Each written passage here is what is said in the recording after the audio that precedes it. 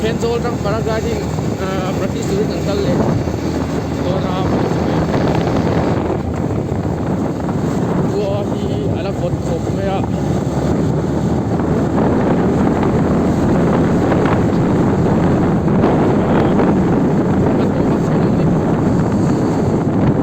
chen de ho tlang an riak sa a chen khat ai zo la an ko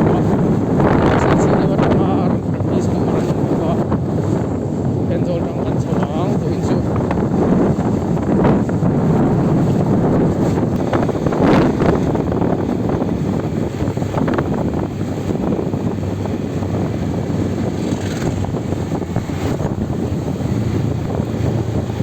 chal khat lo na lai hi lampang he hi ai zo lampang kal na ni chuan ke chu Serchhip ma kan peng chawa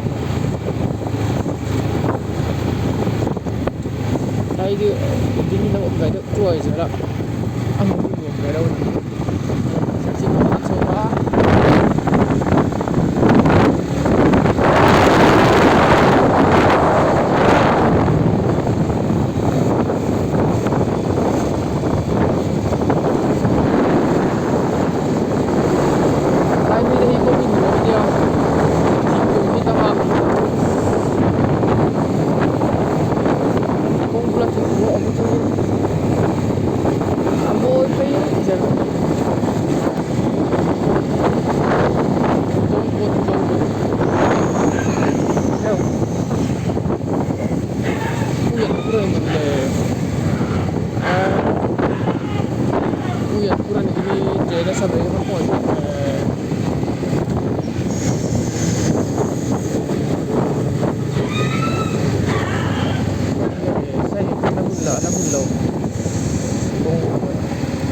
ano yung putung suit sa lamon niya kaya yung kaya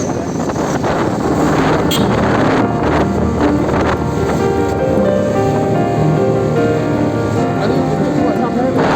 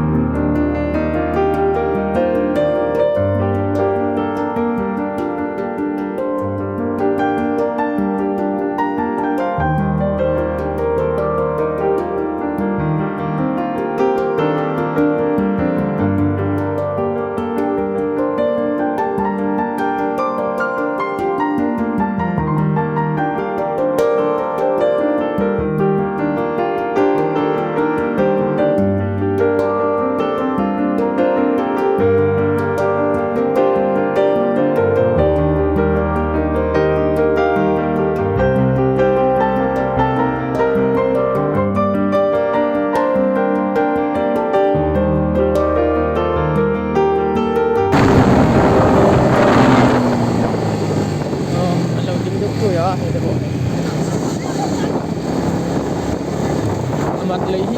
chỉ tàu phục cái thì vào cái đường cầu rồi thế là Thenzawl cũng thả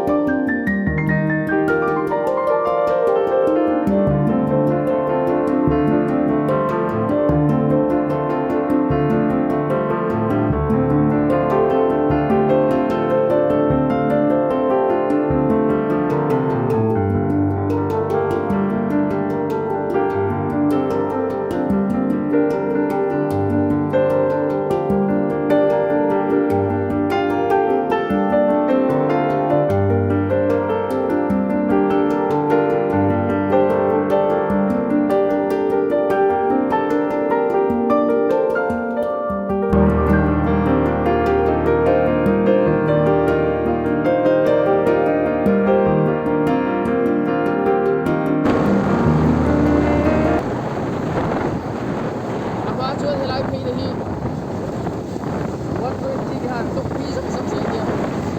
như là cho đi lúc có đi hồi đây là số là các ngày nào ông lộ lúng trí lên ông lộ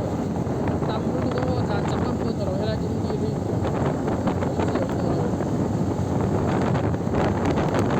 có một buồn lộ sầu thế thì kiếm nó đón thấy ông sẽ ô chứ các ngày nào rồi đi lấy thôi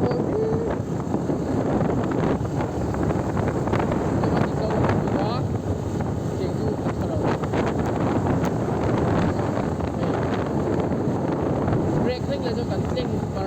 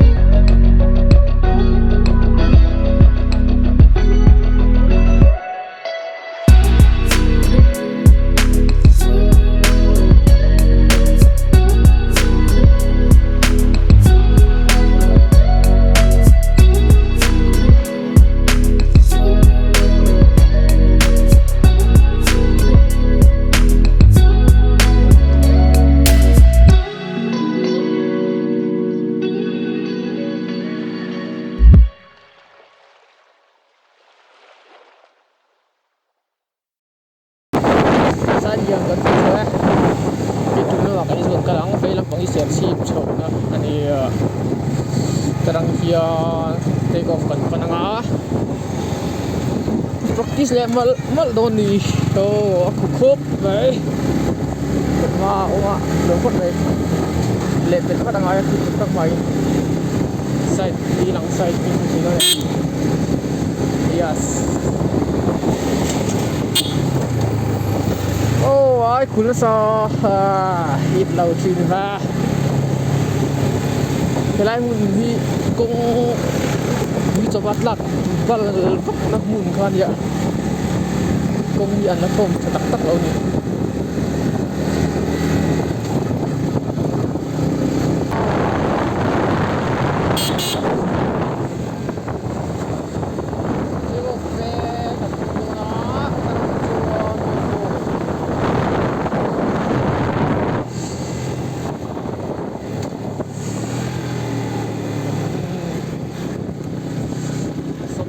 định lệ là dạy với nai chồng du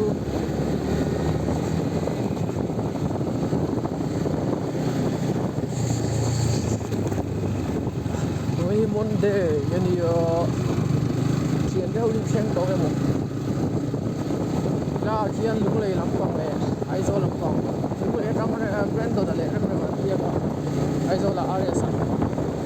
ai do là RS mà đâu sao rồi nhiều quá ra chuyện lúc sao đó còn Serchhip trong là ai do trong đây trong cái công ty nào chuan dan dem pilot thì stand đang trong đi lâu quá lo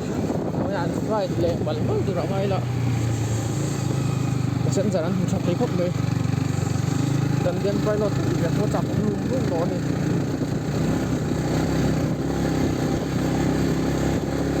với cắt flight anh sang thì sang ha Maxia sẽ bị thấy suối na về lại các điểm gần đến đấy em bố top landing về là thì thấy chuan hai cái là một cắt tốt để tao vô thua một lúc có học top một top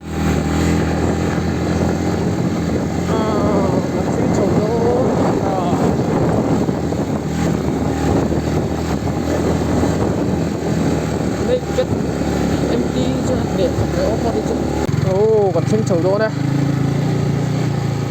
tranh chầu để đón ta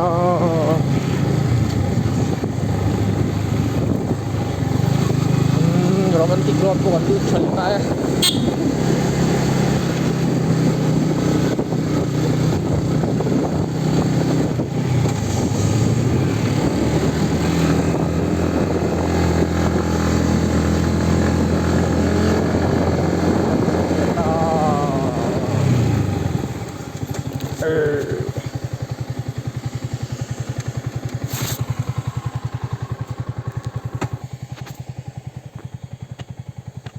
chầu lại đó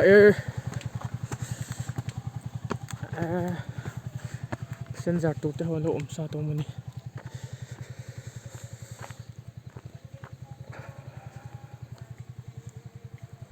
số là số chuyện thế đèn tàn nhớ không nên ôm mình đi 이거 생 처음 về anh 초동 돼. ăn thuốc sao tôm 나 petrol đó. ê